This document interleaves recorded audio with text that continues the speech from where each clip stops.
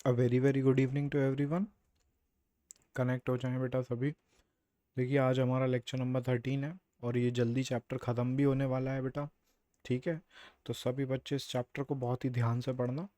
और इस ये एक्चुअली में some basic concept of chemistry आपको हर जगह, मतलब कोई भी केमिस्ट्री पढ़ रहे हो तो उसमें यूज़फुल रहेगा, तो आप इस चैप्टर को बहुत ही ध्यान से पढ़ें। ठीक है, चलिए लास्ट क्लास में हमने जो पढ़ा था वो क्या पढ़ा था भाई?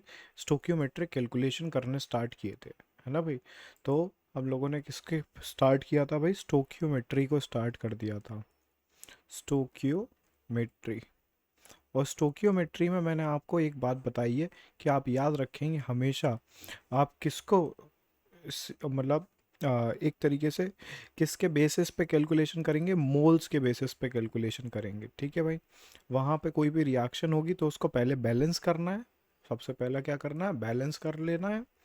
और जो भी उसके बाद कैलकुलेशन होगी वो किसके बेसिस पे करेंगे? मोल्स के बेसिस पे। मास के बेसिस पे भी कर सकते हैं, लेकिन मोल्स के बेसिस पे करोगे बेटा तो ज़्यादा एक्यूरेट रहेगा। ठीक है, चलिए फिर हम ना कुछ क्वेश्चन भी सॉल्व किए थे, एटलीस्ट 2 क्वेश्चन तो सॉल्व हो गए थे। उसके बाद हम लोग को कुछ और भी क्वेश्चन सॉल्व करने थे, तो उनके लिए उनकी तरफ बढ़ चलते हैं बेटा। देखिए भाई, मैं आपके सामने ये क्वेश्चन लेके आया हूँ, एनसीईआरटी का ही क्वेश्चन है। इसमें पूछा गया है calculate the amount of water in gram produced by the combustion of 16 gram of methane. तो भाई देखो, अब ये वाली रिएक्शन है, तो इसकी रिएक्शन हमें बना के लिखनी पड़ेगी भाई। तो इसका सॉल्यूशन देखते हैं भाई। इसका सॉल्यूशन क्या करना है हमें? हमसे पूछा जा रहा है कि वाटर कितना प्रोड्यूस होगा जब हम 16 ग्राम मीथेन को बर्न करेंगे। तो अगर हमें पता हो कि हम लोग अगर मीथेन को बर्न करते हैं ऑक्सीजन की प्रेजेंस में, तो मीथेन को बर्न करेंगे ऑक्सीजन की प्रेजेंस में, तो वहाँ पर क्या होगा? वहाँ पर water carbon dioxide gas produce होती है और साथ में क्या प्रोड्यूस होता है बेटा? वाटर प्रोड्यूस होता है। ठीक है, तो मीथेन को जब भी हम बर्न करेंगे तो, या किसी भी हाइड्रोकार्बन को बर्न करोगे आप जनरली, तो वहाँ पर कार्बन डाइऑक्साइड और वाटर प्रोड्यूस होता है। ये हमको पता होना चाहिए, इसके बाद ही हम इसके इन्फ्रेंस निकाल सकते हैं। अब जो नेक्स्ट बात है वो क्या है?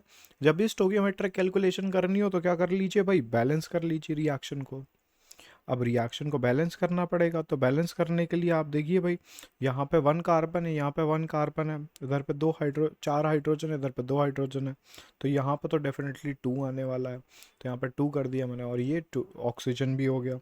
तो ऑक्सीजन कितने हो गए टोटल मिला के? 4। तो फिर मुझे यहाँ पे कितना लिखना पड़ेगा बेटा? 2 लिखना पड़ेगा। अब मुझे लगता है ये वाली इक्वेशन बैलेंस हो चुकी है। तो इसका मतलब हम लोग इन यहाँ से इन्फ्रेंस क्या निकाल सकते हैं? ये इन्फ्रेंस निकाल सकते हैं कि जब 1 मोल मीथेन रिएक्ट करता है तो वहाँ पे पानी कितना प्रोड्यूस हो जाता है बेटा? 2 मोल्स प्रोड्यूस हो जाता है। समझ गए क्या बोला मैंने? जब 1 मोल मीथेन रिएक्ट करेगा तो पानी कितना प्रोड्यूस हो जाएगा? 2 मोल प्रोड्यूस हो जाएगा। क्योंकि यही तो स्टोकियोमेट्री कहती है। स्टोकियोमेट्री के अंदर हमको करना क्या होता है? जो भी हमारे पास कोफिशिएंट होते हैं स्टोकियोमेट्रिक, वो किसको रिप्रेजेंट करते हैं? मोल्स को रिप्रेजेंट करते हैं। तो फिर मैंने यही तो बोला कि जब 1 मोल मीथेन 2 मोल्स ऑक्सीजन के साथ रिएक्ट करेगी तो 1 मोल कार्बन डाइऑक्साइड और 2 मोल वाटर प्रोड्यूस होगा। उसके बाद क्या होगा? अब हमारे पास यहाँ पे मास गिवन है भाई। मास कितना गिवन है? 16 ग्राम गिवन है। और हमसे पूछा किसका मास है भाई? किसका कितने ग्राम मास आएगा भाई? ये क्वेश्चन पूछा गया है। तो देखो बेटा, अगर हम लोग मीथेन का मास निकालते हैं, मीथेन का क्या निकालें? मास निकाले, तो मीथेन का मॉलिक्यूलर मास कितना आएगा? कार्बन का होता है 12 प्लस 4 × 1, तो ये टोटल मिला के कितना आ गया? 16 ग्राम ही आ गया। कितना आ गया? 16 ग्राम ही आ गया। तो यहाँ पे वाटर का जितना भी मास होगा उसका डबल कर देंगे तो हमारे पास सीधा आंसर ही आ जाएगा। क्यों? 16 ग्राम की रिएक्शन करवाएंगे तो फिर हमारे लिए वाटर कितना प्रोड्यूस होगा? 2 × मॉलिक्यूलर मास ऑफ वाटर। तो वाटर का मास होता है 18, तो ये कितना आ जाएगा बेटा? 36 ग्राम। तो देखो भाई, जब 16 ग्राम की रिएक्शन होगी तो कितना प्रोड्यूस होगा? ये 36 ग्राम प्रोड्यूस होगा। तो सिंपल सा लॉजिक है, हमारे पास आंसर आ गया कितना? 36 ग्राम। इसका आंसर क्या आ गया बेटा? 36 ग्राम आ गया। ठीक है, इस टाइप के क्वेश्चन आपसे जनरली 1 मार्क्स में पूछे जाते हैं, और ये एनसीईआरटी का देखिए कितना ईजी क्वेश्चन है। इसके बाद नेक्स्ट क्वेश्चन की तरफ बढ़ चलते हैं, थोड़ा सा कॉम्प्लेक्स करेंगे। अब देखो बेटा, ये भी एनसीईआरटी का क्वेश्चन है। इसके अंदर क्या पूछ रखा है हमसे? How many moles of methanes are required to produce 22 gram of carbon dioxide gas after combustion. मतलब कितने मोल्स मीथेन रिक्वायर्ड होगा जब हमारे पास कार्बन डाइऑक्साइड गैस कितनी बन जाए भाई, 22 ग्राम बन जाए। तो देखो इसके लिए भी फिर से वही रिएक्शन इस्तेमाल करनी पड़ेगी। रिएक्शन क्या है हाइड्रोकार्बन की, देखो सॉल्यूशन लिखते हैं हम लोग। तो रिएक्शन क्या है, मीथेन की रिएक्शन होती है किसके साथ में भाई, ऑक्सीजन के साथ में, मतलब 2 मोल ऑक्सीजन लगेगी, क्योंकि अभी हमने प्रीवियसली बैलेंस करके भी देखा है। तो क्या बन जाएगा हमारे लिए यहाँ पर प्रोड्यूस, क्या हो जाएगा, CO2 बन जाएगा, और साथ में क्या बन जाएगा बेटा, 2 मोल्स ऑफ वाटर बन जाएगा।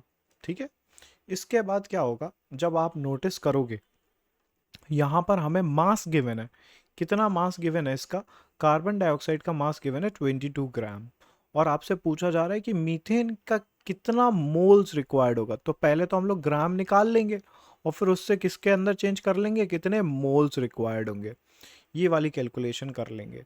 तो हमें पहले इसके भी मोल्स कैलकुलेट करने पड़ेंगे, क्योंकि मैंने क्या बोला कि सारी की सारी कैलकुलेशन आप किस में कीजिए, मोल्स के अंदर ही कीजिए। तो यहाँ पे हम लोग क्या इन्फ्रेंस निकाल सकते हैं कि जब ये रिएक्शन मैंने नोटिस की तो इसके अंदर मैं बता सकता हूँ कि जब 1 मोल मीथेन रिएक्ट करता है तो मेरे पास 1 मोल क्या बन जाता है, कार्बन डाइऑक्साइड बन जाता है। तो यहाँ पे इसका मास निकालेंगे तो मास कितना आ जाएगा बेटा, जब मीथेन का मास निकाला तो अभी पीछे तो 16 आया था, तो यानी कि 16 ग्राम मीथेन रिएक्ट करेगा। कार्बन डाइऑक्साइड का मास कितना हो जाएगा बेटा, 12 प्लस 2 इंटू 16 यानी कि 32, ये मिला के हो जाएगा 44 ग्राम की इक्वल हो जाएगा। मतलब 12 ग्राम मीथेन रिएक्ट करेगा, 44 ग्राम कार्बन डाइऑक्साइड प्रोड्यूस होगा। ठीक है भाई, ये सिंपल सा लॉजिक है। तो 16 ग्राम से रिएक्शन होती है, 44 ग्राम कार्बन डाइऑक्साइड बन जाता है। लेकिन हमारे पास कार्बन डाइऑक्साइड गिवन कितना है बेटा, 22 ग्राम। तो यहाँ पे हम लोग लिख लेते हैं एक बारी के लिए क्या, कि 16 ग्राम CH4 से क्या बन जाता है हमारे लिए, 44 ग्राम कार्बन डाइऑक्साइड बन जाता है। लेकिन हमारे पास कार्बन डाइऑक्साइड कितना बन रहा है, ये बन रहा है 22 ग्राम।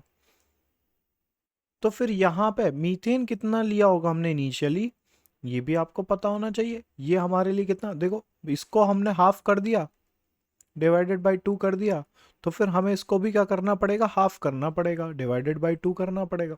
तो ये कितना रिक्वायर्ड होगा बेटा, ये आ जाएगा हमारे लिए 16/2, यानी कि 8 gram of methane would be required. तो यहाँ पे हमारे पास आंसर में कितना आएगा, आंसर तो नहीं अभी 8 ग्राम हमारे लिए मीथेन रिक्वायर्ड होगा। अब उस 8 ग्राम से हम लोग क्या मोल्स निकाल सकते हैं, तो मोल्स कितने आ जाएंगे बेटा, देखो given mass upon molecular mass, given mass कितना है 8 ग्राम, तो 8 अपॉन मॉलिकुलर मास कितना है बेटा मीथेन का 16। तो इधर से आंसर कितना निकल के आएगा, 0.5 मोल्स, 0.5 मोल्स। तो यहाँ पे आंसर कितना लिख सकते हैं हम लोग, 0.5 मोल्स। ठीक है भाई, अब यही कैलकुलेशन आप दिमाग में भी कर सकते हो, मैं तो इस क्वेश्चन को देख के ही आंसर बता देता, बट क्या है कि आप पहली बार करोगे तो थोड़ा सा कॉम्प्लेक्स लगेगा। बट क्या करना है आपको, थोड़ा सा सिंप्लीफाई कर लेना। मैंने क्या बोला, जब भी कोई भी रिएक्शन दिखाई दे और उसके अंदर स्टोकियोमेट्रिक कोफिशिएंट आपको नजर आए तो समझ लेना वो मोल्स है।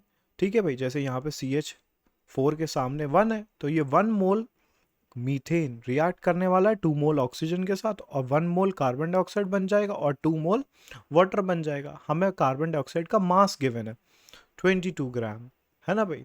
तो इधर पे हम ऐसे भी कर सकते थे, इसके मोल्स कैलकुलेट कर ले, तो ये निकल के आते 0.5 मोल्स निकल के आते।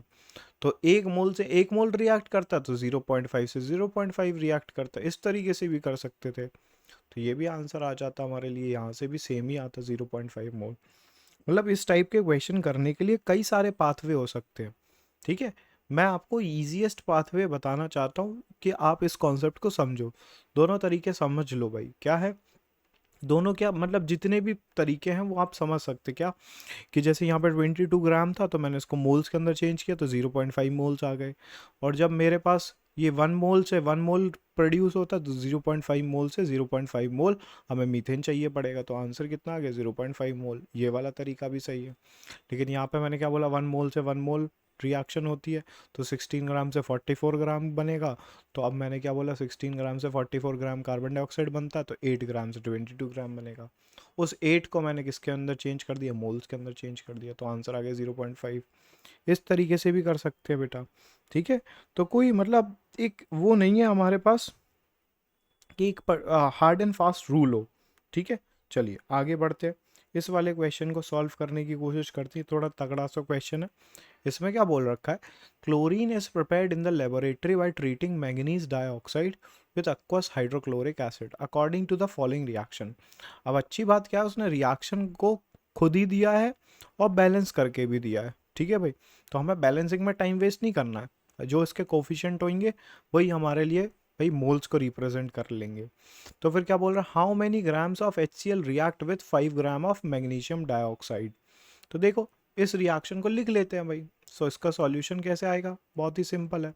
इस रिएक्शन को नोट कर लो, क्या है भाई, MnO2 reacts with 4 moles of HCl and produces how much MnCl2, 1 moles of MnCl2 plus 2 moles of water and 1 mole of chlorine gas, 1 mole of chlorine gas। तो फिर क्या हो रखा है, यहाँ पे उन्होंने बोल रखा है कि हमारे पास जब ये रिएक्शन हो रही है तो क्लोरीन प्रिपेयर हो रही है इस रिएक्शन में, तो how many more grams of HCl will react, मतलब इसके ग्राम की बात कर रहा है वो, इसका ग्राम कितना रिएक्ट करेगा विथ इसके 5.0 ग्राम के साथ, 5.0 ग्राम के साथ, ठीक है भाई। तो इसका हमें वैल्यू निकालनी है, ग्राम में हमें निकालना है। तो मैंने क्या बोला, जब भी इस टाइप का क्वेश्चन आए तो आप क्या कीजिए भाई, उसको चेंज कर लीजिए मोल्स के अंदर। तो 1 मोल MnO2 रिएक्ट करता है 4 मोल HCl के साथ, 4 मोल्स HCl के साथ। तो यहाँ पे हम लोग वेट भी निकाल सकते हैं बेटा। वेट कैसे निकालेंगे भाई, जैसे अगर मैं बात करूँ यहाँ पे, तो आप बात देखिए, जैसे MnO2 है तो MnO2 का मास कितना होगा भाई, Mn का मास होता है 55, Mn का मास कितना होता है बेटा 55 प्लस 2 × 16। अब ये मास आपको लर्न करने पड़ेंगे, जैसे यहाँ पे गिवन नहीं है तो किसी किसी केस में तो गिवन होगा, लेकिन नहीं गिवन है तो आपको थोड़ा सा लर्न भी करना पड़ेगा। तो मैंगनीज का मास 55 हम लोग ले लेते हैं भाई। उसके बाद ये कितना आ जाएगा बेटा, इसको सॉल्व करने पे आ जाएगा हमारे लिए 55 प्लस 32 इज इक्वल्स टू 87, है ना भाई, कितना आ जाएगा 87 ग्राम इक्वल। अब ये 87 ग्राम मैग्नीज डाइऑक्साइड रिएक्ट करेगा किसके साथ, 4 मोल्स ऑफ HCl, यानी कि इसको भी हम लोग चेंज कर दे रहे हैं। तो इसकी वैल्यू कितनी आएगी वो भी निकाल लेते हैं भाई। देखो 4 इंटू, अब क्लोरीन का 35.5 होता है और हाइड्रोजन का 1 होता है, 36.5 से मल्टीप्लाई करना पड़ेगा। इसको जब आप सॉल्व करोगे तो कितना आ जाएगा ये, इसको सॉल्व करते हैं, 36.5 multiplied by 4, so it would come out to be almost 146 ग्राम।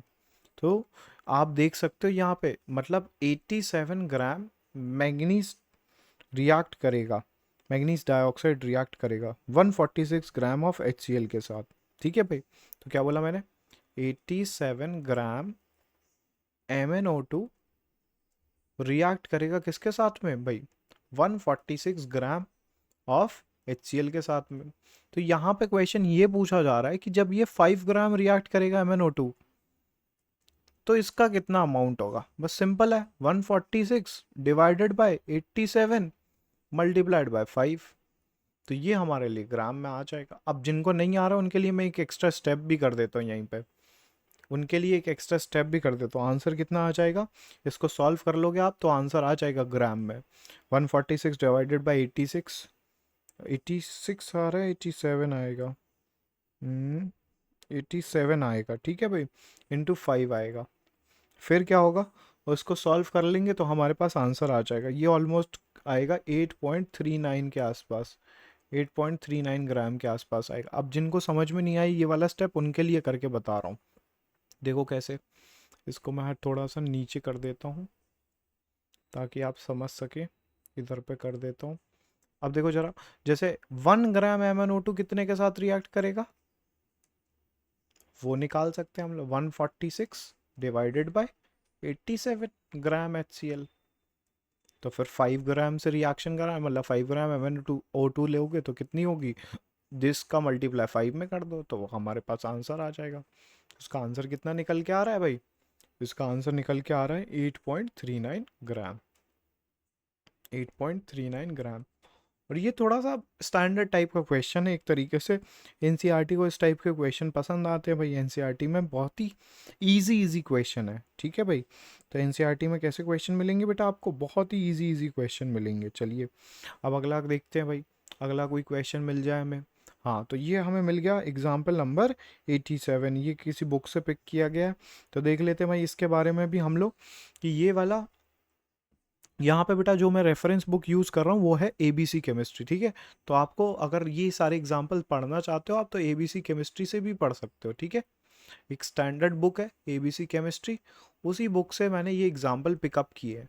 तो अगर आप चाहते हो कि आप अपनी प्रिपरेशन को बूस्ट करो एनसीईआरटी के साथ साथ कुछ, तो मैं आपको बता रहा हूँ ये सारे एग्जाम्पल मैंने कहाँ से पिक किए हैं भाई, एबीसी केमिस्ट्री से, ठीक है। अब देखिए, what volume of oxygen at STP is required to effect the complete combustion of 200 centimetre cube of acetylene. मतलब ये वॉल्यूम से रिलेटेड कोई कैलकुलेशन कराना चाहता है हमसे। यहाँ पे क्या कैलकुलेशन करने वाले हैं हम लोग, देखो ध्यान से। यहाँ पे पूछ रहा है कि हमारे पास एसिटिलीन और ऑक्सीजन की रिएक्शन हो रही है, मेरे को तो ऐसा दिखाई दे रहा है। आप ये क्वेश्चन पढ़ोगे तो यहाँ से आपको क्या समझ में आएगा कि एसिटिलीन गैस और ऑक्सीजन की रिएक्शन हो रही है। अब एसिटिलीन गैस होती है C2H2, इसकी रिएक्शन किसके साथ में हो रही है? ऑक्सीजन के साथ में हो रही है। तो क्या प्रोड्यूस हो जा रहा है भाई? कार्बन डाइऑक्साइड और वाटर। मैंने पहले ही बताया, कोई भी हाइड्रोकार्बन होगा उसको बर्न करोगे ऑक्सीजन के साथ में तो कार्बन डाइऑक्साइड और वाटर बनेगा। अब इसको बैलेंस करना पड़ेगा। तो बैलेंस कैसे करेंगे भाई? देखो यहाँ पे 2 है तो यहाँ पे भी 2 लगा देते भाई, मैंने 2 लगा दिया। अब क्या हो गया भाई, हाइड्रोजन 2 है, हाइड्रोजन भी 2 है, कार्बन 2 है, कार्बन भी 2 है। लेकिन ऑक्सीजन कितने पड़ गए भाई? 5 पड़ गए। तो फिर क्या करना पड़ेगा, ऑक्सीजन 5 हो रहे हैं और यहाँ पे 2 ही है, तो क्या मैं यहाँ पे 5/2 कर दूँ? तो ये भी, इससे भी हमारा काम चल जाएगा, 5/2 हो जाएगा। इस पूरे में 2 से मल्टीप्लाई कर सकते हैं हम लोग, इस पूरी इक्वेशन में 2 से मल्टीप्लाई कर सकते हैं। वैसे नहीं कभी करोगे तो भी हमारा काम चल जाएगा। तो 2 से मल्टीप्लाई करेंगे तो आंसर कितना आएगा? 2C2H2 plus 5O2 will give us 2 moles of sorry 4 moles of CO2, क्योंकि 2 से मल्टीप्लाई किया बेटा, तो 4 हो जाएगा, 4CO2 प्लस 2H2O। ये हमारे लिए बैलेंस्ड केमिकल इक्वेशन आ गई। अब इसमें गिवन क्या क्या है वो देख लेते हैं भाई। इसमें डेटा क्या क्या गिवन है। What volume of oxygen at STP is required, मतलब पहली बात तो यहाँ पे वॉल्यूम की बात कर रहा है और इसका कितना वॉल्यूम होगा ये पूछ रहा है, वो भी किस पे? एसटीपी पे ये बात कर रहा है भाई, ठीक है। Required to effect complete combustion of 200 centimetre cube of acetylene, मतलब एसिटिलीन का कितना भाई? 200 सेंटीमीटर क्यूब ले रखा है। इसका कितना ले रखा है? 200 सेंटीमीटर क्यूब ले रखा है। And what would be the volume of carbon dioxide form, इसका भी वॉल्यूम पूछ रहा है भाई वो। इसका कितना वॉल्यूम बन जाएगा, इसका कितना वॉल्यूम बन जाएगा एसटीपी, ये भी पूछ रहा है भाई। एक अगर ये वाला क्वेश्चन आपने सॉल्व कर लिया भाई, तो आप ऐसा मान के बिना, मैं तो आंखें बंद करके ही सॉल्व कर लूँगा। कैसे? क्योंकि मैंने आपको बताया था कि अगर टेम्परेचर और प्रेशर सेम रखा हुआ है ना भाई, तो वॉल्यूम जो होता है वो डायरेक्टली प्रोपोर्शनल होता है नंबर ऑफ मोल्स के। किसके डायरेक्टली प्रोपोर्शनल होता है? नंबर ऑफ मोल्स के। तो जैसे मैं यहाँ पे लिखूंगा कि इसके 2 मोल रिएक्ट करते हैं इसके 5 मोल के साथ, तो इसके कितने प्रोड्यूस हो जाते हैं? 4 मोल प्रोड्यूस हो जाते हैं। तो उसी तरीके से मैं लिख सकता हूँ इसका 2 वॉल्यूम रिएक्ट करेगा तो इसका 5 वॉल्यूम रिएक्ट करेगा, तब हमारे पास ये CO2 कितना प्रोड्यूस हो जाएगा? 4 वॉल्यूम प्रोड्यूस हो जाएगा। इस तरीके से भी लिख सकते हैं। अब क्या मैं इधर पे इस तरीके से लिख दूं क्या? इसका जब 200 ml रिएक्ट करेगा या फिर 200 सेंटीमीटर क्यूब रिएक्ट करेगा तो इसका 500 सेंटीमीटर क्यूब चाहिए पड़ेगा और इसका 400 सेंटीमीटर क्यूब बन जाएगा। बहुत ही सिंपल सा क्वेश्चन था, इसमें तो कुछ करना ही नहीं था। इस तरीके से, ये वाला कौन सा लॉ है भाई? इसको तो हम बोलते हैं अवोगैड्रो लॉ, अवोगैड्रो लॉ। और ये अवोगैड्रो लॉ तो हम पढ़ चुके हैं, उसी पे बेस्ड ये क्वेश्चन था। देखो भाई वॉल्यूम कितना आ गया आंसर इसका? 500 सेंटीमीटर क्यूब, और उसका कितना आ गया? 400 सेंटीमीटर क्यूब। बस आंखें बंद करके ही हमें ये क्वेश्चन सॉल्व कर देना था, ठीक है। नहीं तो आप और भी तरीके से सॉल्व कर सकते हो। देखो भाई ये आ गया 500 सेंटीमीटर क्यूब और ये कितना आ गया? 400 सेंटीमीटर क्यूब। बस दिमाग क्या लगाना है बेटा, बस इतना सा दिमाग लगा लेना है कि वॉल्यूम जो है हमारे लिए वो क्या रहता है भाई? नंबर ऑफ मोल्स के डायरेक्टली प्रोपोर्शनल। जैसे नंबर ऑफ मोल्स चेंज हो रहे हैं वैसे वॉल्यूम चेंज होगा। लेकिन टेम्परेचर और प्रेशर फिक्स रहना चाहिए। तो ये वाले क्वेश्चन का आंसर कितना आ गया भाई, आंसर कितना आ गया? अगर हमसे वॉल्यूम पूछता है किसका, ऑक्सीजन का, तो volume of oxygen at S T P, ये कितना आ जाएगा हमारे लिए? इसके लिए आप आंसर रिपोर्ट कर देंगे 500 सेंटीमीटर क्यूब। और अगर आपसे पूछता है volume of CO2 formed at S T P formed, तो आप वो कितना बता दोगे? वो बता दोगे 400 सेंटीमीटर क्यूब। बहुत ही सिंपल सा क्वेश्चन है। इस टाइप के क्वेश्चन आपको जनरली देखने को मिलेंगे। अब ये वाले क्वेश्चन के ना मैं आपको एक शीट प्रोवाइड कर दूंगा, तो उससे आप प्रैक्टिस कर लेना मोल कॉन्सेप्ट की, स्टोकियोमेट्री की। ठीक है बेटा। अब आगे बढ़ते हैं हम लोग लिमिटिंग रिएजेंट की तरफ, है ना। जो हमारे लिए नेक्स्ट टॉपिक होगा वो क्या होगा? Limiting reagent. तो देखो यहाँ पे बात की हुई है लिमिटिंग रिएक्टेंट की। लिमिटिंग रिएक्टेंट बोल दो या फिर लिमिटिंग रिएजेंट बोल दो, एक ही बात है। क्या होता है भाई? The reactant which is present in lesser amount, है ना भाई, जो हमारे लिए कम अमाउंट में प्रेजेंट है। क्या बात हो रही है यहाँ पे? The reactant which is present in less amount gets consumed after some time, और वो कंज्यूम हो जाएगा रिएक्शन के बाद में। After that no further reaction can take place, उसके बाद कोई रिएक्शन नहीं हो सकती है। समझ में आ रही है बात? तो बस बाकी का दूसरा जो रिएक्टेंट पड़ा है वो ज़्यादा अमाउंट में पड़ा है, उसको पड़ा रहने दो। लेकिन जो कम अमाउंट में था और जिसकी रिएक्शन पूरी कंप्लीट हो गई, तो फिर क्या हो जाएगा? वो हमारे लिए लिमिटिंग रिएक्टेंट। द रिएक्टेंट, क्या बोल रखा है? The reactant which gets completely consume, जो हमारे लिए पूरा का पूरा कंज्यूम हो जाएगा, सारा सारा कंज्यूम हो जाएगा एक केमिकल रिएक्शन में, उसी को हम लोग क्या नाम देते हैं? लिमिटिंग रिएक्टेंट नाम देते हैं। ठीक है भाई, उसी को क्या नाम देंगे? लिमिटिंग रिएक्टेंट का नाम देंगे। और जो बचा रहता है उसको क्या नाम देते हैं भाई? Access reagent. ये देखो ये लिखा हुआ है, the substance which is left, तो उसको हम लोग क्या बोलते हैं? एक्सेस रिएजेंट बोलेंगे। तो देखो पढ़ो इसको, क्या लिखा? The other reactant present in quantities greater than those of needed to react, मतलब जो ज़्यादा अमाउंट में प्रेजेंट है, जितना रिएक्ट करना चाहिए उससे ही ज़्यादा अमाउंट में प्रेजेंट है, तो उसको हम लोग क्या बोलते हैं? एक्सेस रिएजेंट बोलते हैं।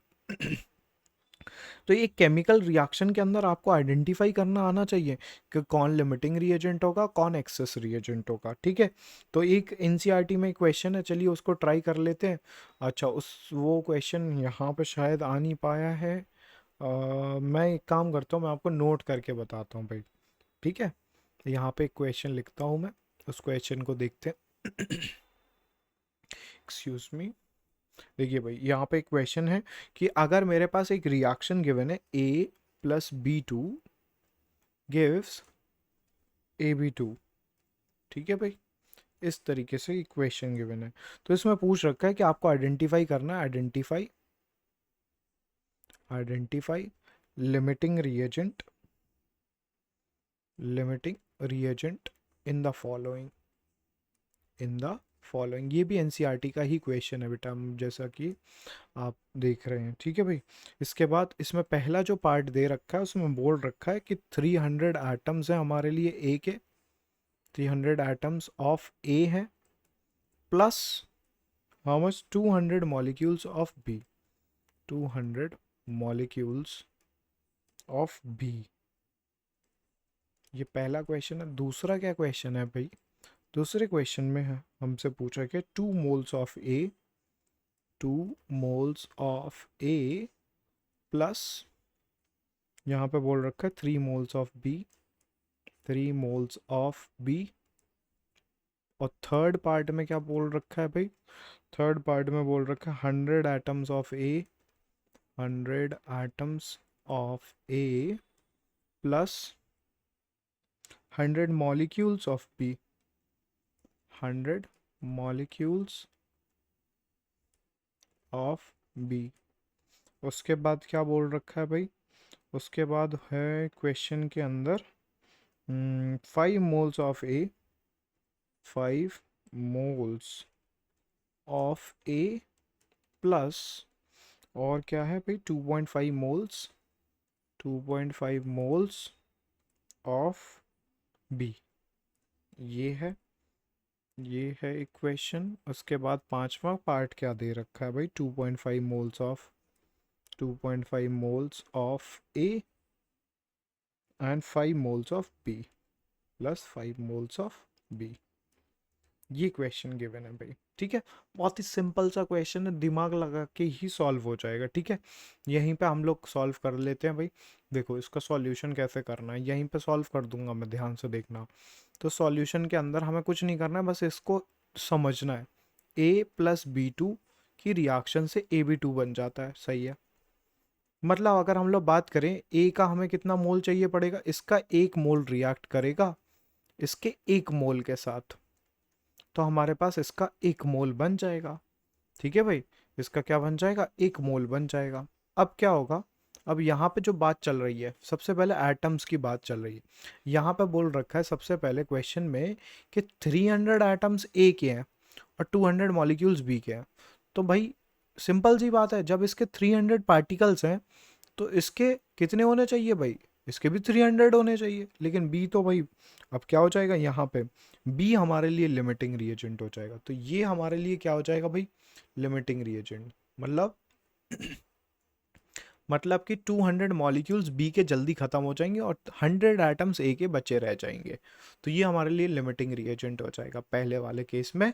ये वाला हमारे लिए बी क्या हो जाएगा, लिमिटिंग रिएजेंट हो जाएगा। दूसरे वाले केस में देखते हैं, जब 2 मोल ए के रिएक्ट करेंगे तो 2 मोल बी के भी चाहिए पड़ेंगे, है ना भाई। तो बी के तो ज़्यादा अमाउंट में प्रेजेंट है, 1 मोल बचा रहेगा बी का। तो मतलब ये क्या हो जाएगा हमारे लिए, लिमिटिंग रिएजेंट हो जाएगा। ये जल्दी से ख़त्म हो जाएगा, 2 मोल ए के ख़त्म हो जाएंगे, 2 मोल बी के साथ रिएक्ट कर जाएगा, लेकिन 1 मोल बी का बचा रहेगा। कितना अमाउंट बचा रहेगा, 1 मोल बी का बचा रहेगा। उसके बाद यहाँ पर देखते हैं 100 एटम्स ए के और 100 एटम्स बी के हैं। तो यहाँ पर तो no limiting reagent, no limiting reagent. क्यों, जितना चाहिए उतना ही है। तो ए पूरा कंप्लीटली रिएक्ट कर जाएगा पूरे बी के साथ में। क्यों, क्योंकि यहाँ पे 1 मोल की रिएक्शन 1 मोल के साथ होती है, तो 100 एटम्स की रिएक्शन 100 मॉलिक्यूल्स के साथ हो जाएगी। फिर क्या है, यहाँ पे क्या बोल रखा है, 5 moles of A and 2.5 moles of B. तो यहाँ पे सिंपल सी बात है भाई, यहाँ पे 5 की रिएक्शन हो रही है तो 5 बी के चाहिए, लेकिन बी तो है ही नहीं है 5। तो फिर यहाँ पे ये क्या हो जाएगा हमारे लिए, लिमिटिंग रिएजेंट हो जाएगा। बी क्या हो जाएगा, लिमिटिंग रिएजेंट हो जाएगा।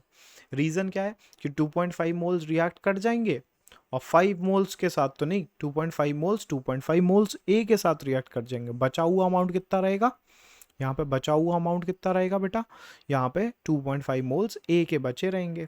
अब देखो यहाँ पे क्या बात बोल रखी है, इधर पे इस वाले क्वेश्चन में पूछ रखा है आपसे कि 2.5 moles of A and 5 moles of B. तो यहाँ पे क्या होने वाला है, 2.5 moles of A and 5 moles of B, तो मतलब 2.5 से 2.5 रिएक्ट करेगा। तो ये तो ज़्यादा अमाउंट में गिवन है, तो ये क्या हो जाएगा हमारे लिए, लिमिटिंग रिएजेंट हो जाएगा। बहुत ही सिंपल सा क्वेश्चन था, एनसीईआरटी का सबसे घटिया क्वेश्चन मुझे तो यही लग रहा है। तो अगर आप समझ में आ रही है बात, आपको क्या समझना है कि लिमिटिंग रिएजेंट ऐसा कंपाउंड होता है जो एक रिएक्शन में जल्दी से कंज्यूम हो जाता है, ठीक है। उस पर बेस्ड एक क्वेश्चन और करते हैं जो एनसीईआरटी में ही दिया है। देखिए भाई, वो एनसीईआरटी में ये वाला क्वेश्चन है, ठीक है। इस वाले क्वेश्चन को सॉल्व करने की कोशिश करते हैं। इस वाले क्वेश्चन में क्या बोल रखा है, 50 kilogram of nitrogen and 10 kilogram of hydrogen are mix to produce ammonia gas. मतलब अगर ये वाला क्वेश्चन देखें हम, तो यहाँ पे क्या बोल रहा है कि नाइट्रोजन की रिएक्शन हो रही है हाइड्रोजन के साथ में, और क्या प्रोड्यूस हो जा रहा है बेटा, अमोनिया प्रोड्यूस हो जा रही है, ठीक है भाई। और ये 50 kg गिवन है हमें, और ये कितना गिवन है, 10 kg गिवन है, ठीक है। तो हमसे पूछ रहा है कि कितना अमोनिया फॉर्म होगा, इसका अमाउंट कितना फॉर्म होगा, कितने केजी फॉर्म होगा, ये बता दो भाई, ये बता दो। उसके बाद पूछ रहा है लिमिटिंग रिएजेंट कौन सा है इस रिएक्शन में। और मैं तो तीसरा पार्ट भी पूछता हूँ कि अगर वो लिमिटिंग रिएजेंट है भी तो उसका कितना अमाउंट बचा रहेगा, दूसरा जो एक्सेस रिएजेंट होगा। तो मैं तो ये भी पूछ रहा हूँ। चलिए देखते हैं इस वाले क्वेश्चन को कैसे सॉल्व करना। बहुत ही सिंपल तरीका है। कैसे, आप नोटिस करो, ये 5, तो पहले तो ये जो केजी में है इसको ग्राम में चेंज कर देते हैं। ये कितना हो जाएगा, 50 इंटू 10⁻³ ग्राम हो जाएगा। और ये कितना हो जाएगा, 10 इंटू 10⁻³ ग्राम हो जाएगा। इसको सॉल्व करेंगे तो कितना आ जाएगा, 5 इंटू 10⁻⁴ ग्राम। और इसको कितना लिख सकते हैं, 10⁻⁴ ग्राम लिख सकते हैं, कोई प्रॉब्लम नहीं है। अब क्या होगा बेटा, अगर हम लोग इसके मोल्स निकालें, तो पहली बात तो यहाँ पे कैलकुलेशन कर ही नहीं देनी है। क्यों नहीं कर देनी, क्योंकि इसको पहले हमको बैलेंस भी तो करना पड़ेगा। 1 and 2 की रिएक्शन होगी, N2 plus 3H2 gives 2NH3। मतलब एक N2 की रिएक्शन, एक मोल नाइट्रोजन रिएक्ट करेगा किसके साथ, 3 मोल हाइड्रोजन के साथ, तो क्या बन जाएगा, 2 मोल अमोनिया बन जाएगा। ये तो हम लोग स्टोकियोमेट्री में पढ़ ही रहे हैं। इसका मतलब क्या होने वाला है, यहाँ पे क्या कंडीशन निकाल सकते हैं हम, नाइट्रोजन का जो मास होता है बेटा वो कितना होता है हमारे लिए, 14 होता है। तो इसका मास कितना हो जाएगा, नाइट्रोजन 14 प्लस 14 28, तो ये हो जाएगा 28 ग्राम। इसके 28 ग्राम रिएक्ट करेंगे हाइड्रोजन के साथ, हाइड्रोजन का मास होता है 2, तो 3 2 ज़ा 6, तो ये 6 ग्राम के साथ रिएक्ट करेगा और ये कितना बन जाएगा बेटा, अमोनिया 32 ग्राम के आसपास, सॉरी 34 ग्राम, कितना प्रोड्यूस हो जाएगा, 34 ग्राम, है ना भाई। तो 34 ग्राम प्रोड्यूस हो जाएगा। अब यहाँ पे क्या बात चल रही है, 29 30 31 32 33 34, ठीक है भाई। अब देखो, अब क्या यहाँ पे क्या बात चल रही है कि जब हमारे पास 28 से 6 ग्राम रिएक्ट करेगा तब हमारे पास 34 ग्राम क्या बन जाएगा भाई, अमोनिया बन जाएगा। अब यहाँ पे हमारे पास इतना गिवन है, 5 इंटू 10⁴ ग्राम गिवन है नाइट्रोजन, और हाइड्रोजन कितना गिवन है, 10⁴ ग्राम। तो ज़रा चेक भी कर लेते हैं भाई। चेक कैसे कर लेते हैं, ये तो हमारे लिए सिंपल सा लॉजिक है। देखो कैसे, इसको अगर हम लोग मोल्स के अंदर चेंज करके देखें, इसको हम लोग किसके अंदर चेंज करके देखें, मोल्स के अंदर, तो मोल्स में ही तो हम लोग कंपेयर कर सकते हैं। तो मोल्स में चेक चेक करके देख लेते हैं हम लोग कि यहाँ पे आप नोटिस करोगे कि 5 इंटू 10⁴ ग्राम है। इसको अगर हम लोग मोल्स में चेंज करना चाहते हैं तो हमें किससे डिवाइड करना पड़ेगा, इसको 28 से डिवाइड करना पड़ेगा, तो ये मोल्स के अंदर हो जाएगा। और इसको किससे डिवाइड करना पड़ेगा भाई, 2 से डिवाइड करना पड़ेगा, तब ये मोल्स के अंदर चेंज हो जाएगा। चलिए एक काम करते हैं, हम लोग ना इसके मोल्स कैलकुलेट ही कर लेते हैं ना, तभी हमारे पास सही आंसर आएगा। मोल्स कैलकुलेट करके देख लेते हैं बेटा।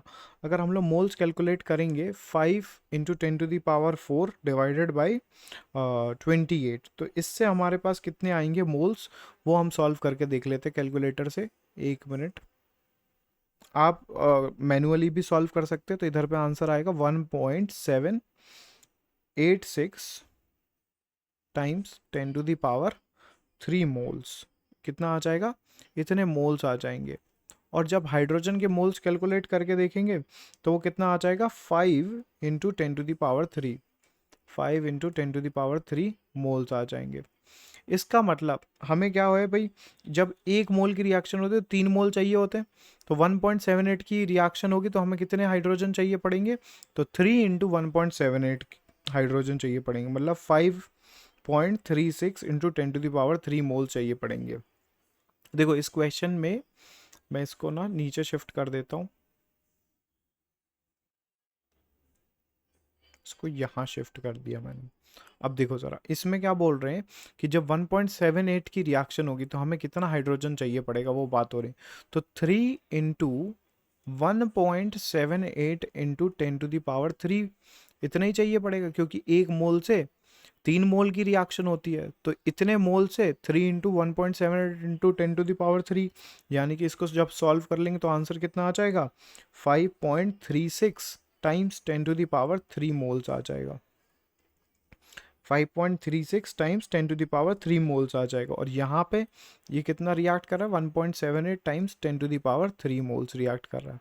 तो अगर हम लोग ध्यान से देखें, यहाँ पे हमारे लिए कितने मोल्स गिवन है, यहाँ पे कितने मोल्स गिवन है, 5 इंटू 10⁻³ मोल्स गिवन है, ठीक है भाई। और यहाँ पे हमारे पास निकल के कितने आ रहे हैं, इतने हमको चाहिए, इतने रिएक्ट कराने हैं, तो भाई है ही नहीं उतने। तो यहाँ पे लिमिटिंग रिएजेंट क्या हो गया, हाइड्रोजन हो गया। यहाँ पे लिमिटिंग रिएजेंट क्या हो गया, हाइड्रोजन हो गया। तो यहाँ से हम लोग क्या निकाल सकते हैं कि hydrogen is the limiting reagent. तो यहाँ पे क्या पूछ रखा है, avoid identify the limiting reagent, तो ये हमारे लिए हाइड्रोजन हो गया।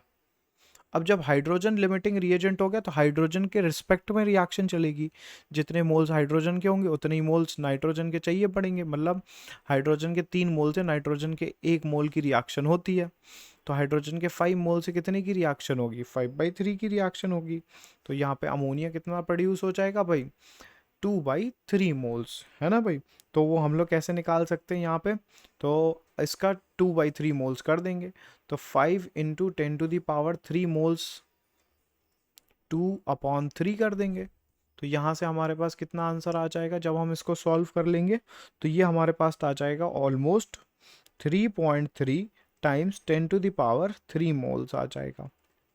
और अब ये मोल्स में है तो इसका मास निकालना पड़ेगा, तो हमें मास में चेंज करने के लिए मोलर मास का मल्टीप्लाई करना पड़ेगा। अब मोलर मास कितना होता है भाई, अगर हम लोग को मास निकालना है भाई यहाँ पे, तो मास के लिए हमको मोलर मास का मल्टीप्लाई करना पड़ेगा। तो वो कितना आ जाएगा, जितने मोल्स हैं 3.3 टाइम्स 10⁻³ मल्टीप्लाइड बाय अमोनिया का मॉलिक्यूलर मास कितना होता है भाई 17। तो हम लोग यहाँ पे 17 से मल्टीप्लाई कर देंगे। अब इसका ये जो आएगा आंसर ये ग्राम के अंदर आएगा। अगर हम इसको चेंज करना चाहते किलोग्राम के अंदर तो किससे डिवाइड कर दें, 10⁴ से डिवाइड कर देते हैं, सॉरी 10⁻³ से डिवाइड कर देते हैं। तो ये हमारे लिए किस में आ जाएगा अब आंसर, किलोग्राम के अंदर आ जाएगा। तो जब हम इसको सॉल्व कर लेंगे तो आंसर कितना निकल के आएगा, 56.1 kg निकल के आएगा। कितना आएगा, 56.1 kg निकल के आएगा। ठीक है, तो इस टाइप के क्वेश्चन आपको देखने को मिलेंगे। एक बार फिर से मैं रिपीट कर देता हूँ, इस वाले क्वेश्चन में क्या करना था कि आपको नाइट्रोजन और हाइड्रोजन की रिएक्शन हो रही है, अमोनिया प्रोड्यूस हो रहा है। तो पहले तो उसको बैलेंस आउट कर लो, ये बैलेंस कर लिया। उसके बाद क्या बोल रहा है कि कैलकुलेट द अमोनिया फॉर्म, कितना अमोनिया फॉर्म होगा केजी में वो बता दीजिए।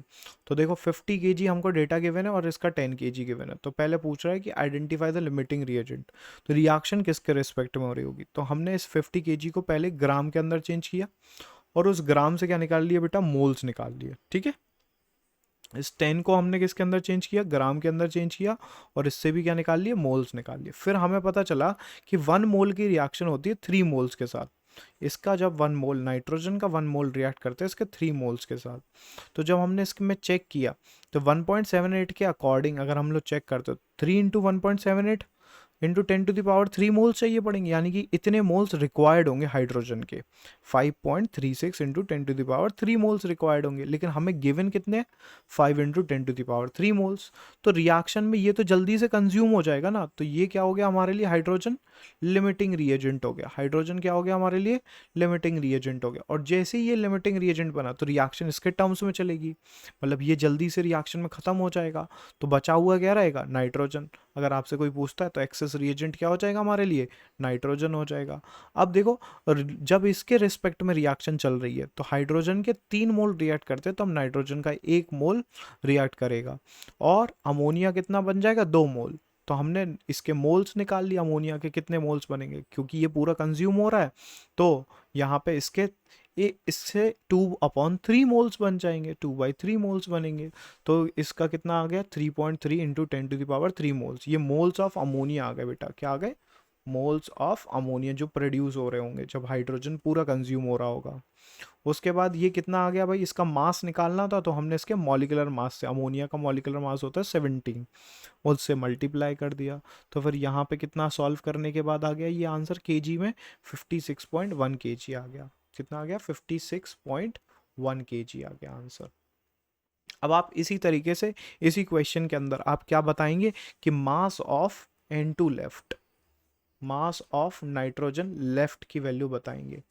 ठीक है भाई, मास ऑफ नाइट्रोजन लेफ्ट कितना होगा, बचा हुआ कितना होगा, तो वो भी हमको चेक करना आना चाहिए। ठीक है भाई, तो इधर से हम लोग निकाल सकते हैं कि कितना रिएक्ट कर गया होगा नाइट्रोजन, है ना भाई। कैसे निकाल लेंगे, क्योंकि जब हमारे पास 5 मोल के अकॉर्डिंग रिएक्शन चल रही है, तो जब इसके 1 मोल से रिएक्शन होती है तो इसके 3 मोल की रिएक्शन होगी। तो फिर यहाँ पे हमारे पास नाइट्रोजन के कितने मोल रिएक्ट कर रहे होंगे, 5/3 मोल्स रिएक्ट कर रहे होंगे। ठीक है, तो नाइट्रोजन के मोल्स कितनी रिएक्शन कर रहे होंगे, नाइट्रोजन के मोल्स की अगर हम लोग बात करें तो वो कितना आ जाएगा, 5 इंटू 10⁻³ मोल्स रिएक्ट कर रहे होंगे, इतने मोल्स रिएक्ट कर रहे होंगे। अब क्या होगा, इससे हम लोग इतने मोल्स रिएक्ट कर रहे होंगे नाइट्रोजन के, ठीक है। लेकिन हमें गिवन कितने हैं भाई, गिवन है हमें इतने 1.78 इंटू 10⁻³। तो अगर आपसे यहाँ से पूछा जाए नंबर ऑफ मोल्स लेफ्ट, तो नंबर ऑफ मोल्स लेफ्ट वो कितने आ जाएंगे, इसी पेज पे बता रहा हूँ मैं।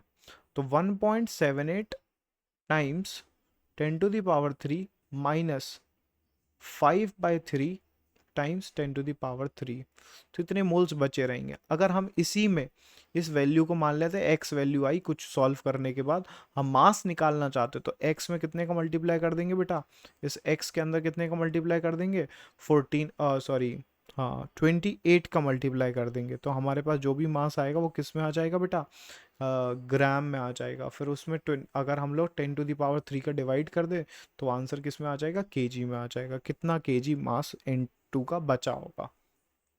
इस तरीके से सॉल्व कर सकते हैं। एक बार आप ट्राई करना, नहीं होगा तो फिर हम लोग नेक्स्ट क्लास में फिर से डिस्कस कर लेंगे इसी क्वेश्चन को, ठीक है भाई। इसी क्वेश्चन को हम लोग नेक्स्ट क्लास में फिर से डिस्कस कर लेंगे एक बारी के लिए। चलिए आज के लिए इतना ही करते हैं बेटा। Thank you everyone, thanks for joining and happy learning to all.